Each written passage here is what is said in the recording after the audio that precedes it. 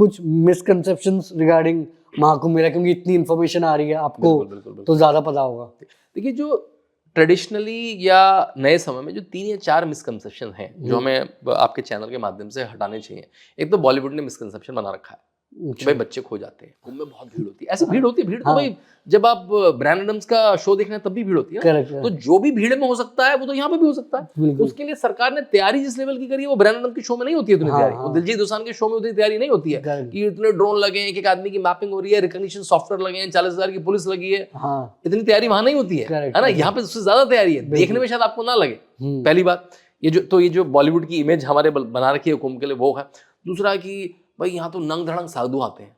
भाई उसने अपने वस्त्र त्याग करे हुए हैं। आप देख के दंग रह जाएंगे कि आप तो अभी वहाँ 4 लेयर पहन के -5 डिग्री वाली जैकेट पहन के जो आपने लंदन से खरीदी है और टोपी पहन के, मोजे पहन के, अपने वुडलैंड के शूज पहन के खड़े होंगे। वहां नागा साधु सुबह 4 बजे केवल लंगोट में भस्म बल के भागते हुए आएंगे और नदी में कूद जाएंगे। मतलब आपको लिटरली जेलस फील होगा, यार मेरी तो हालत खराब हो रही है। और उनके कोई ठंड के गूज़बम्स भी नहीं आए होंगे उनके। उन्होंने त्याग करा है, जो आप कह रहे हैं नंग धड़ंग घूम रहे हैं, उन्होंने वस्त्रों का त्याग करा है, उन्होंने सारी इंद्रियों के जो सुख है उनका त्याग किया है, तब वो इतना कठोर है। उससे सीखने जैसा है, उससे डरने जैसा या उससे शर्म करने जैसा या उस पर मजाक उड़ाने जैसा नहीं है। दूसरा मिसकंसेप्शन।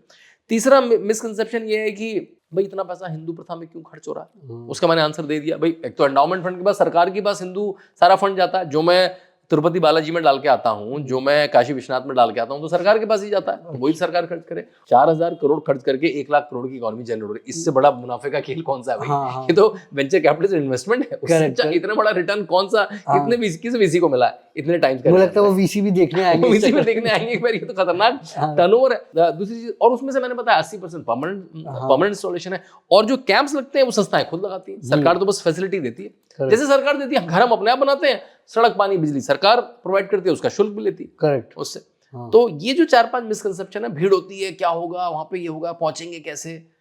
बिल्कुल आप जैसे किसी और जगह पे जाते हैं बिल्कुल वैसा ही। आप अपना ट्रैवल बुक करिए, आप अपना स्टे बुक करिए, आप गंगा में स्नान करिए, वापस जाके फोटो खींचिए, फेसबुक में डालिए, जैसे आप कोई और हॉलिडे करते हैं।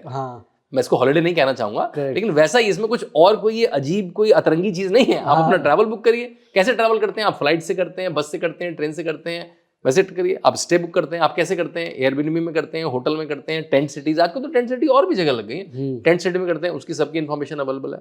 तीसरा, आप वहां जाके दर्शन करते हैं, लोगों से देखते हैं, खाना खाते हैं, सब कुछ वहां अवेलेबल है। तो उसमें कुछ भी डरने जैसा नहीं है।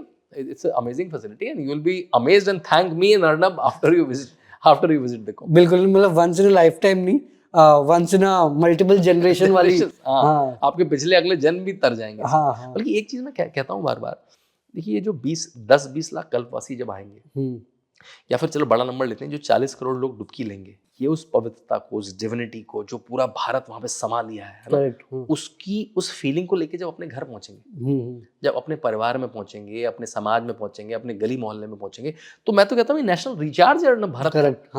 नेशनल कॉन्शियसनेस ऊपर हो जाएगी, एक डिवाइन कॉन्शियसनेस, एक बिहेवियरल कॉन्शियसनेस ऊपर हो जाएगी। तो इसके लिए मेरे ख्याल से, मतलब जब भी कुंभ होता है, और भारत में कितनी अच्छी प्रथा है, हर 2-3 साल में कोई ना कोई कुंभ की साइकिल आ जाती है, किसी अर्ध कुंभ की, किसी पूर्ण कुंभ की साइकिल आ जाती है, राइट? तो it's a way of national recharge which is happening. तो भाई आप किसी के थ्रू क्यों रिचार्ज हो, खुद आके रिचार्ज होइए। बिल्कुल। तो अगर रिचार्ज होना है लाइफ में तो कुंभ पहुंचिए। वही बात है कि आप इतने लोगों से चीजें सीखेंगे, अपने कल्चर से जुड़ेंगे, वो वाली चीजें बिल्कुल बहुत इंपॉर्टेंट है। और बहुत सारे एंटरप्रेन्योर्स वहां पे लगे हैं। कोई वहां पे पार्किंग फैसिलिटी प्रोवाइड करा रहा है, उसकी ऐप करा रहा है, कोई वहां पे टेंट आ रहा है, कोई टेंट में बुकिंग की फैसिलिटी दे रहा है। कुछ लोगों ने कह रखे हैं मैं अघोड़ी दर्शन करवाऊंगा, मैं आपको उसके भी उसने प्राइसिंग करके, मैं आपको दर्शन कराऊंगा, मैं आपको स्नान करवाऊंगा, मैं आपको अखाड़ों के दर्शन करवाऊंगा। तो बहुत सारा कंटेंट क्रिएट हो रहा था, बहुत सारे एंटरप्रेन्योर्स भी वहां लैंड करके अपने छोटे बड़े चीजें क्रिएट कर रहे हैं, बहुत सारी यात्राएं कर रहे हैं, साइकिल यात्रा करवा रहे हैं। So it's a huge entrepreneurship network that's also play out at there. अरे मैंने तो सर इतनी रील देखी है, कोई वहां पे अपना चाय का वो क्या कहते हैं, केटली लेके चाय भी बेचेंगे तो पैसे कमा लेंगे। हाँ, चाय की, उसने तो बोला कि भाई अब मैं छुट्टी लेके चाय की केटली लेके आया हूं, 10-10 की चाय बेचूंगा। एंड सारे एफएमसीजी ब्रांड्स अपना वहां पे ब्रांडिंग कर रहे हैं। तो ये आप देखेंगे कि नेक्स्ट लेवल में एक चाय केटली वाले से लेके biggest of the biggest CEOs and वो कैसे ऑपरेट कर रहे हैं, एंड आपको ये स्केल समझ आएगा। एंड होपफुली आप जब लोगों से बात करेंगे, काफी नेटवर्किंग, काफी इनसाइट्स जो यहाँ पे गूगल में बैठ के या ऑफिस में बैठ के